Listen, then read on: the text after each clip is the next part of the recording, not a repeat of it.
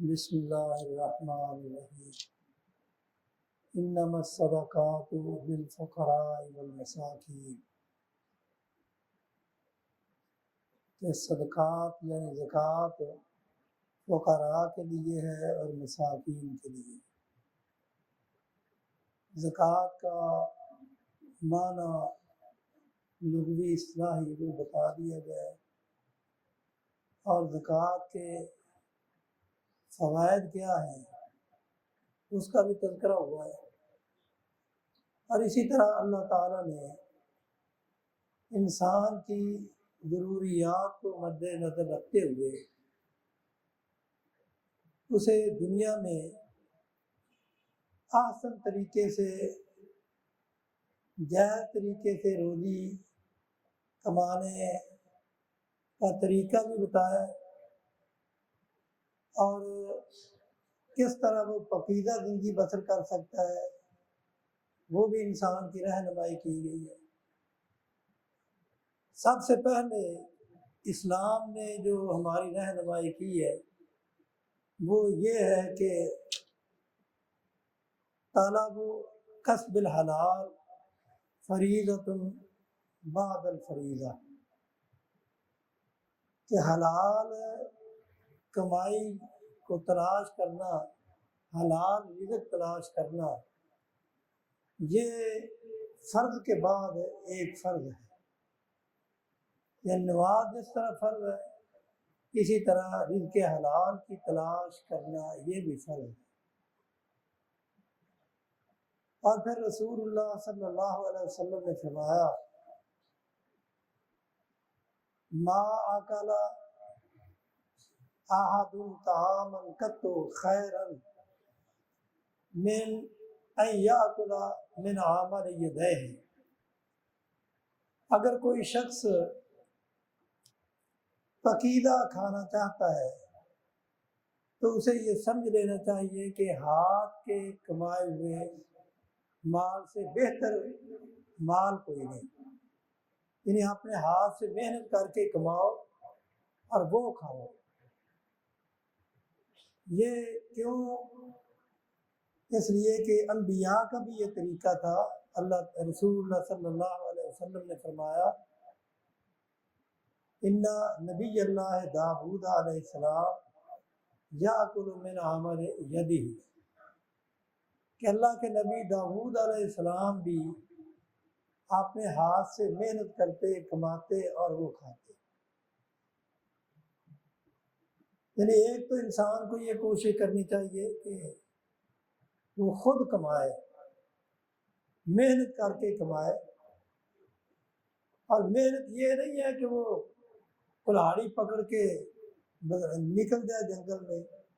یعنی آپ دکان پہ بیٹھے ہیں وہ بھی آپ کی محنت ہے، آپ ملازمت کر رہے ہیں، اگر آپ دیانتداری سے ملازمت کرتے ہیں وہ بھی آپ کے ہاتھ کی محنت ہے۔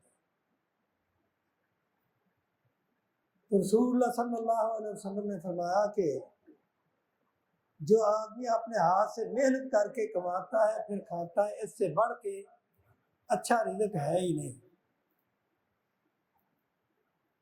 اور مانگنا، دوسروں کے مال پہ نظر رکھنا، اسے اسلام نے پسند نہیں کیا، کیونکہ رسول اللہ صلی اللہ علیہ وسلم کا فرمان ہے ما یزال الناس ما یزال الرجل یسأل الناس حتی یأتی یوم القیامت لیس فی وجہہ مضغۃ لحم، کہ اگر کوئی شخص لوگوں سے مانگتا رہتا ہے اور اس کا طرز عمل یہ ہے کہ اس نے مانگ کے ہی کھانا ہے، تو پھر مانگتا رہے گا حتیٰ کہ قیامت کے دن اس حال میں آئے گا کہ اس کے چہرے پہ گوشت کا ٹکڑا بھی نہیں ہوگا۔ یعنی مانگنا اتنا برا ہے، بغیر ضرورت کے،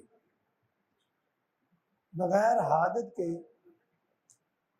اور اسی لیے رسول اللہ صلی اللہ علیہ وسلم کے پاس اگر کوئی تندرست نوجوان آدمی آتا کہ سوال کرتا صدقہ خیرات کا، تو آپ اسے محنت کر کے کمانے کی ترغیب دیتے، حتیٰ کہ آپ نے فرمایا کہ اگر کوئی شخص وہ رسی پکڑتا ہے اور جنگل میں چلا جاتا ہے، وہاں سے لکڑیاں اکٹھی کر کے ایک گٹھا باندھ کے لے کے آتا ہے اور بازار میں آ کے اسے فروخت کرتا ہے اور پھر وہ اس سے اپنا گھر کا گزر اوقات چلاتا ہے، یہ چیز اس کے لیے مانگنے سے بہتر ہے۔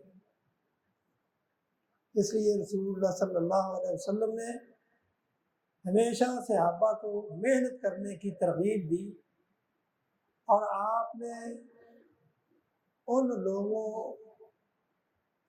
کی توصیف بیان کی، یعنی کہ ان کی تعریف کی جو محنت کر کے کما کے لاتے اور اپنے بیوی بچوں کا پیٹ پالتے۔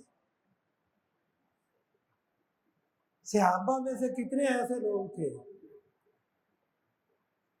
جو سارا دن محنت مزدوری کرتے لیکن سوال نہیں کسی سے کرتے تھے۔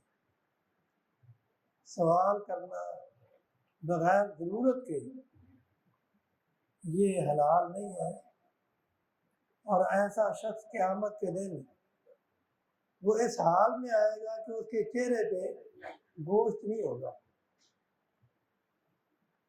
اور اسی لیے رسول اللہ صلی اللہ علیہ وسلم نے اپنی امت کو یہ بتایا کہ زندگی اس طرح سے بسر کرو کہ تم جو رزق اپنے لیے کماؤ وہ رزق حلال ہو، اور حلال کا رزق کھانا یہ بہت بڑی عبادت ہے۔ کاش کہ اللہ تعالیٰ ہمیں بھی ان چیزوں کو سمجھنے کی توفیق عطا فرمائے، اور حرام کمائی کے بجائے تھوڑا کما لینا لیکن حلال کمانا یہ بہتر ہے۔ اور آگے پھر رسول اللہ صلی اللہ علیہ وسلم نے اللہ کے حکم سے ان لوگوں کا ذکر کیا ہے کہ جن کے اوپر صدقہ خیرات جائز ہے، جو صدقہ زکوٰۃ مال کھا سکتے ہیں۔ اور رسول اللہ صلی اللہ علیہ وسلم نے ترغیب دی کہ سب سے پہلے اپنے رشتہ داروں کا خیال رکھنا چاہیے۔ آپ نے فرمایا کہ کوئی اگر مسکین کے اوپر صدقہ کرتا ہے، کسی مسکین کو زکوٰۃ دیتا ہے، تو اس کو ایک ثواب ملتا ہے صدقہ کرنے کا۔ اور اگر کوئی شخص کسی رشتہ دار مسکین کو، یعنی مسکین ہے اور ہے اس کا رشتہ دار، اس کو زکوٰۃ دیتا ہے، صدقہ دیتا ہے، تو اس کو ڈبل ثواب ہے، ایک صدقے کا ثواب بھی اور دوسرا صلہ رحمی کا ثواب بھی۔ اللہ تعالیٰ ہمیں عمل کرنے کی توفیق عطا فرمائے۔ وآخر دعوانا الحمدللہ۔